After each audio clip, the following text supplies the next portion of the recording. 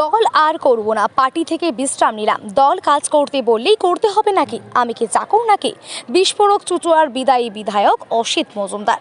চুঁচুড়া তিনবারের বিধায়ক অসিত বাবু টিকিট না পেয়ে ক্ষোভ উগরে দিলেন। উল্লেখ্য, তার জায়গায় চুঁচুড়া তৃণমূলের প্রার্থী হলেন দেবাংশু ভট্টাচার্য। প্রার্থী ঘোষণা শুনেই তিনি বলেন, দল মনে করেছে আমাদের থেকে দেবাংশু ভালো হবে। দল যা সিদ্ধান্ত নিয়েছে সেখানে কিছু বলার নেই, তবে এখন অন্য কোনো কাজ করব, প্রয়োজনে ফের আইনজীবীর রূপ কাজ করব। আমাদের অরিজিনাল লড়াই বিজেপি, সিপিএম, কংগ্রেসের সাথে। দল মনে করেছে যে আমার চাইতেও দেবাংশু ভালো হবে, কারণ এরা যুবক, এরা অনেক বেশি ফাইটার।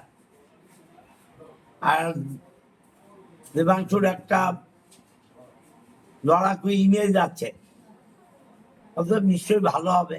দল মনে করেছে এখানে বিজেপিকে হারাতে গেলে আমাদের চাইতেও দেবাংশু জোরদার শক্তিশালী প্রার্থী হবে, তাই ওকে দিয়েছে।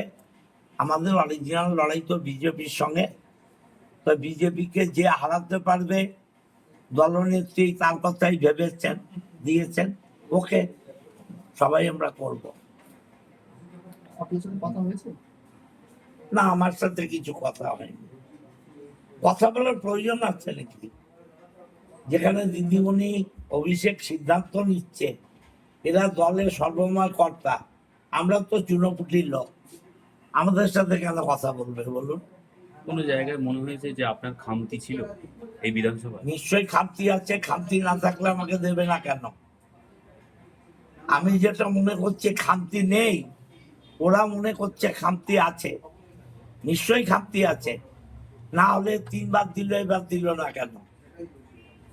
আচ্ছা, অসুবিধা নিশ্চয়ই কোথাও ছিল।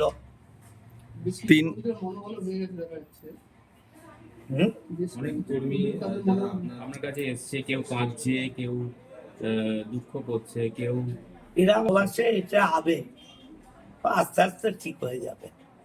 শুধু তিনবারের বিধায়ক নয়, প্রথম থেকে মমতা ব্যানার্জির ছায়া সঙ্গে কোনো জায়গায় কি মনের কোনো একটু কষ্ট হচ্ছে? না না, আমার কোনো কষ্ট নেই। এত মানুষের মধ্যে তিনবার আমাকে টিকিট দিয়েছে, না বাবার কি, আমার কতটুকু আমার ক্ষমতা আর কতটুকু আমার যোগ্যতা। আমার যোগ্যতার বাইরে দল আমাকে দিয়েছে, অনেক দিয়েছে, থ্যাঙ্কস টু দল। 2011 লড়াই তো আরো বেশি কঠিন ছিল, তখন আপনি দলের কাণ্ডারি ছিলেন চুঁচুড়া বিধায়ক হিসেবে। অভিষেক এবং দিদি মনে করেছে আমার চাইতে দেবাংশু বেটার হবে। ওকে, থ্যাঙ্কস, ধন্যবাদ জানালাম দলকে। লড়াই তো হবে বিজেপির সাথে। কোথাও কি আবেগপ্রবণ হয়ে পড়ছেন? না না, কোনো আবেগের প্রশ্নই নেই, কোনো আবেগের প্রশ্ন নেই। ছেলেরা এসছে, মেয়েরা এসছে, কান্নাকাটি করছে, স্বাভাবিক। আমি তো বড়, আমার সেটা কষ্ট হচ্ছে, দিস না, এর বেশ কিছু নয়। এতদিন ধরে মানুষের সঙ্গে ঘুরেছেন, মানুষের কাছে গেছেন, সেই সময়টা কিভাবে পূরণ করবেন?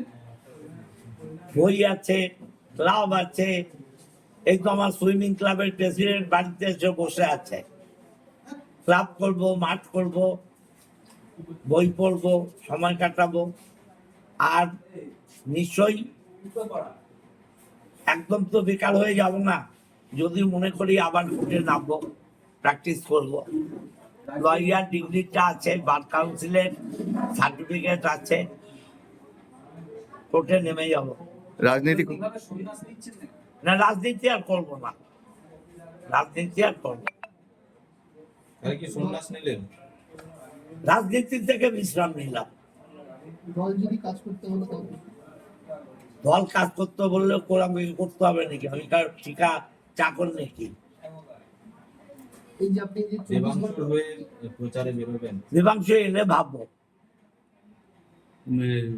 আমাদের হুগলির সাংসদ বহিরাগত, দেবাংশুও বহিরাগত, আমাদের জেলার কেউ নয়। আপনি জেলার ছিলেন, আপনাকে আচ্ছা, এটা তো দল, আমি তো দলের লোক, আমি তো নির্দল নই। আমার দলের সর্বময় কর্ত্রী মমতা ব্যানার্জি আর সর্বময় নেতা অভিষেক ব্যানার্জি। তারা যদি মনে করেন যে বাইরের লোক এনে এখানে উপকার বেশি হবে, উপকার তো পেয়েছে।